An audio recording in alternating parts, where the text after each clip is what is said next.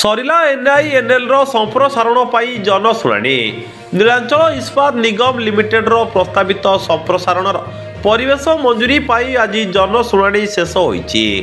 राज्य प्रदूषण निमंत्रण बोर्ड पक्षर कलिंगनगर जेसीडी एनआईएमजेड कार्यालय आयोजित यह जनशुणी में उभय सपक्षवादी एवं विपक्षवादी जोगदे मत रखिते।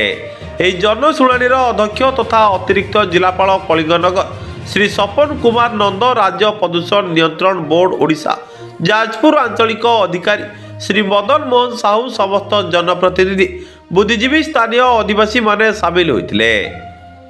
एनआईएनएल सीएफ एवं संजीव कुमार घोष जनशुणी आरंभरू कारखाना संप्रसारण संपर्क में सूचना देते।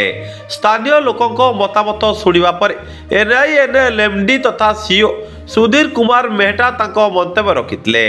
एवं कारखाना उपलब्ध उत्पादन क्षमता 0981 MTPA रु 9.5 MTPA पर्यंत वृद्धि पाई एनआईएनएल संप्रसारण कर आभ्यंतरीण प्लांट संप्रसारण कौन अतिरिक्त जमीर आवश्यकता नहीं।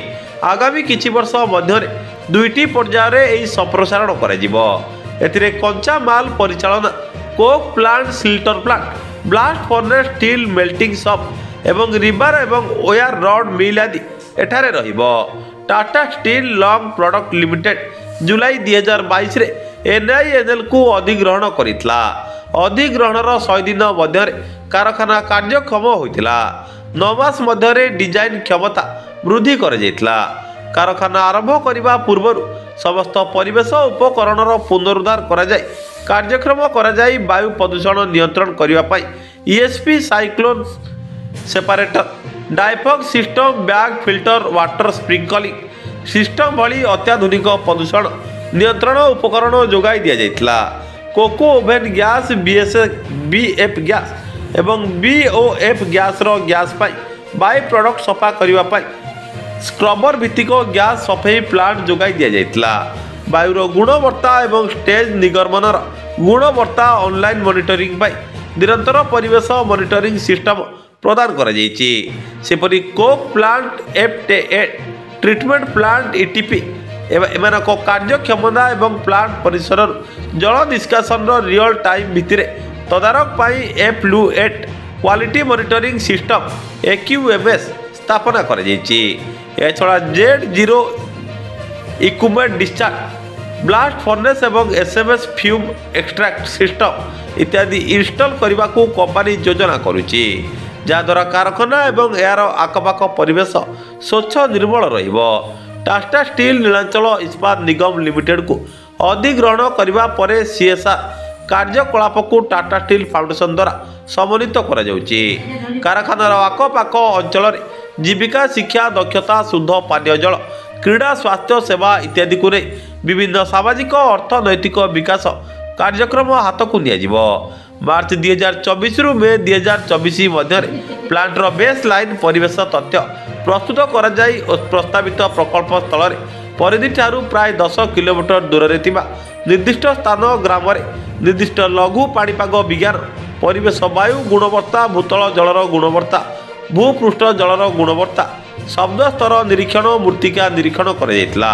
ए संपर्कित विस्तृत रिपोर्ट मध्य राज्य प्रदूषण नियंत्रण बोर्ड को प्रदान कर प्रस्तावित संप्रसारण अत्याधुनिक ज्ञान कौशल परिकल्पना कर जहाँ प्लांट ऑपरेशन स्तर आवश्यक वायु निर्गमन एवं शब्द स्तर मान पूरण कर कारखाना उत्पादित वर्ज्य जल को साधारण F2A ट्रीटमेंट प्लांट ईटीपी रे विशोधन कर पुनर्व्यवहार कर जाजपुर दानगदी परमानंद दास को रिपोर्ट, सूर्यास्त न्यूज।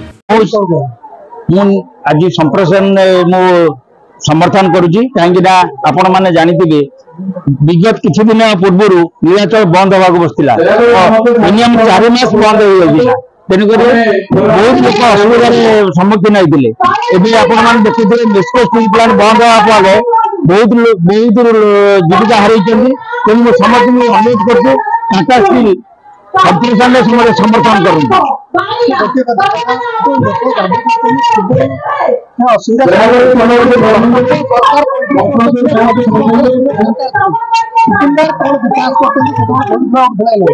विकास तो किसी बड़ कथा नुहे से जितकी कलकारखाना तार कौन आम लोकाल आदिवासी मैंने चाकरी पाई चाकरी सुविधा ना असुविधार सम्मुखीन विकास कौन समस्ते लुटी खाई सब लुटी खाई तेणुक जहाँ भी जहाँ भी समस्त समर्थन करूँ टाटा स्टील प्लांट हो संप्रसारण हो लोक मैंने निर्दिष्ट प्लांट सुविधा हो नूतन सरकार जो ठीक करते ना भूल नूतन सरकार ठीक करते